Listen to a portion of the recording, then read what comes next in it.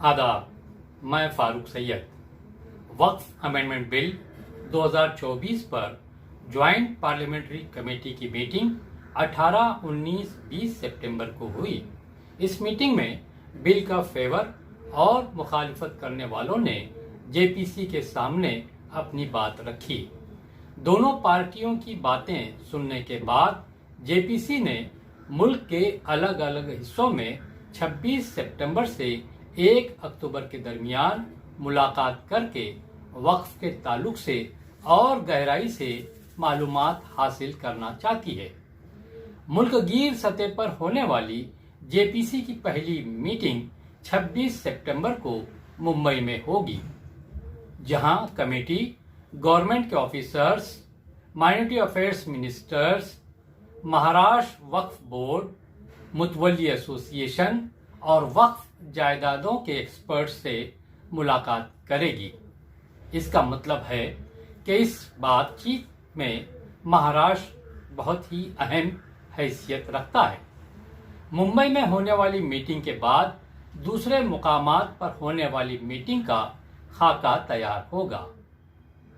JPC 27 सितंबर को अहमदाबाद, 28 को हैदराबाद, 30 को चेन्नई और 1 अक्टूबर को बेंगलोर में लोगों, इदारों और सरकारी ऑफिसर्स से मुलाकात करेगी।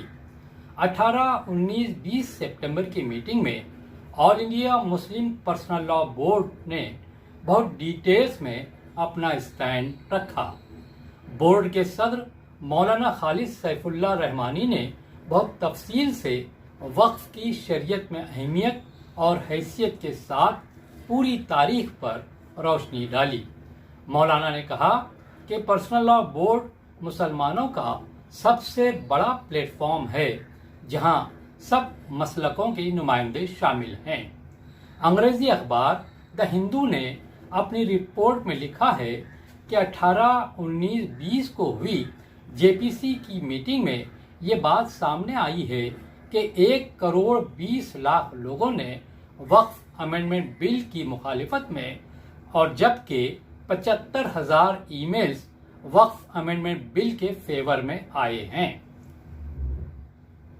सोर्सेस ने बताया कि ईमेल्स को जांचने के लिए एक्स्ट्रा 15 लोगों को लगाया गया है। बीजेपी के member of parliament Jagdambika Paul की सदारत में बनाई गई जेपीसी के सामने वक्फ अमेंडमेंट बिल के फेवर में जिन इदारों ने बात की, उनमें आरएसएस की मुस्लिम विचार मंच और ऑल इंडिया सूफी सज्जादनशीन काउंसिल वगैरह शामिल हैं। बिल का फेवर करने वाले सब इदारे आरएसएस, विश्व हिंदू परिषद या बीजेपी से ताल्लुक रखते हैं। मुस्लिम विचार मंच के सदर इंद्रेश कुमार खुद आरएसएस के जिम्मेदार हैं। वक्फ अमेंडमेंट बिल एक तरह से मुसलमानों को उलझाने की कोशिश है। मुसलमान पूरी ईमानदारी से और दयानतदारी से अपना स्टैंड रखने की कोशिश कर रहे हैं।